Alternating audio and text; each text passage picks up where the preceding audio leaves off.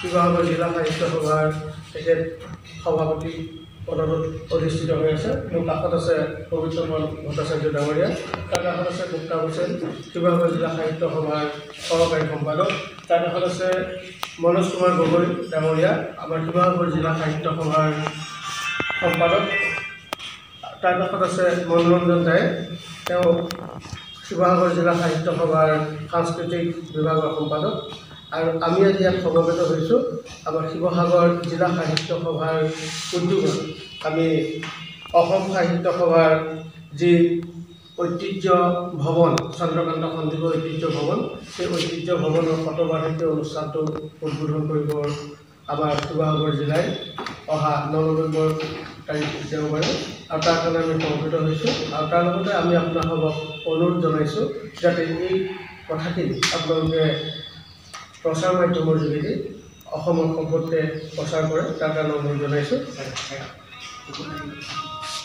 আমাৰ এই যিটো অনুষ্ঠান আছে, অনুষ্ঠানটো আমি সোৱাদ তোলা অনুষ্ঠান হিচাপে নামাঙ্কিত কৰিছোঁ। অসম সাহিত্য সভাৰ কেন্দ্ৰীয় নেতৃত্বৰ নিৰ্দেশক্ৰমে আমি বীৰ লাচিত মহাবিদ্যালয় প্ৰাংগণত অহা 9 নৱেম্বৰ 2025 চন আৰু অসমীয়া লেখেৰে 22 কাতি 1432 ভাস্কৰাব্দত আমি এই সভাখন আমি অনুষ্ঠিত কৰিম।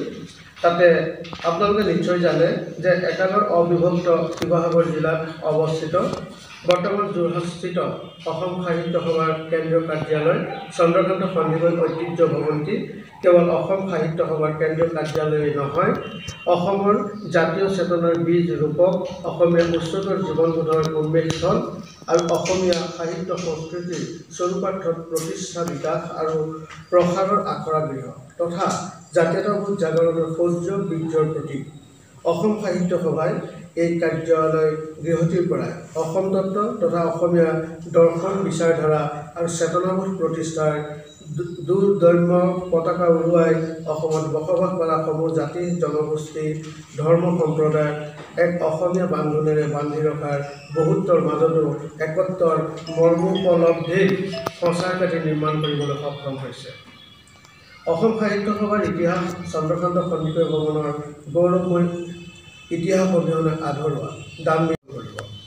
উল্লেখ কৰা নিষ্প্ৰয়োজন যে অসম সাহিত্য সভাৰ প্ৰথম প্ৰধান সম্পাদক প্ৰয়াত শৰৎচন্দ্ৰ গোস্বামীৰ তত্বাৱধানত নিৰ্মিত যোৰহাট নগৰৰ মধ্যস্থলত নিজা ভূমিত অৱস্থিত ঐতিহ্যমণ্ডিত চন্দ্ৰকান্ত সন্দিকৈ ভৱনটি 1926 খ্ৰীষ্টাব্দৰ 2 ডিচেম্বৰ তাৰিখে শুভ উদ্বোধন কৰিছিল অসমৰ তদানীন্তন গভৰ্ণৰ সন্মানীয় ছাৰ জন কাৰে।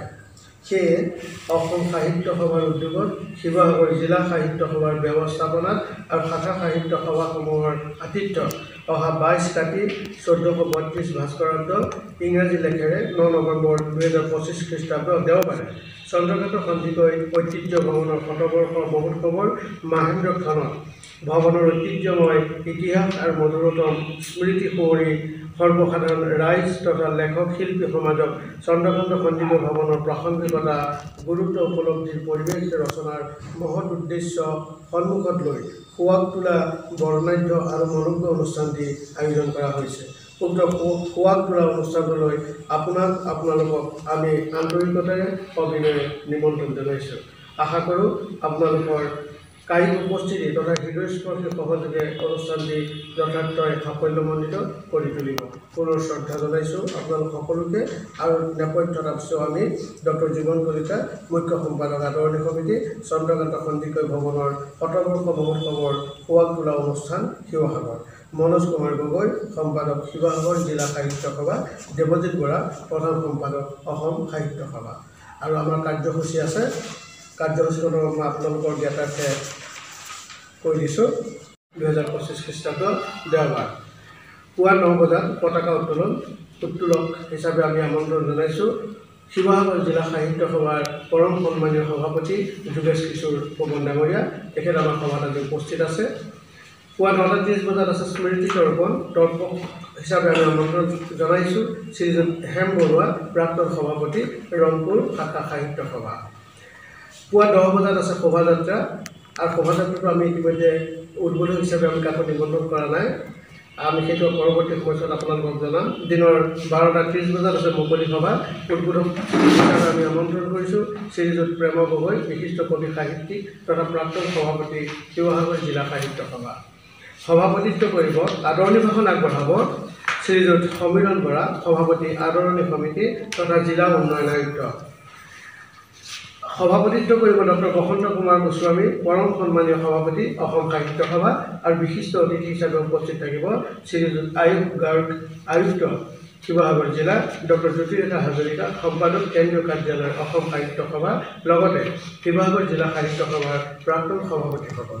স্মৃতিগ্ৰন্থ আৰু অন্যান্য গ্ৰন্থ উন্মোচন কৰা হ'ব, আৰু উন্মোচক হিচাপে আমি আমন্ত্ৰণ জনাইছোঁ শ্ৰীযুত পদুম ৰাজখোৱা, উপসভাপতি অসম সাহিত্য সভা। এইখনে আমাৰ কাৰ্যসূচী আছে। এই সম্পৰ্কে আপোনালোকক অৱগত কৰাৰ লগতে আমি অতি আন্তৰিকতাৰ সৈতে এই বিষয়টো অসমৰ বাতৰি কাকত আৰু বৈদ্যুতিন মাধ্যম যোগে প্ৰচাৰ কৰিবৰ কাৰণে আহ্বান জনাইছোঁ।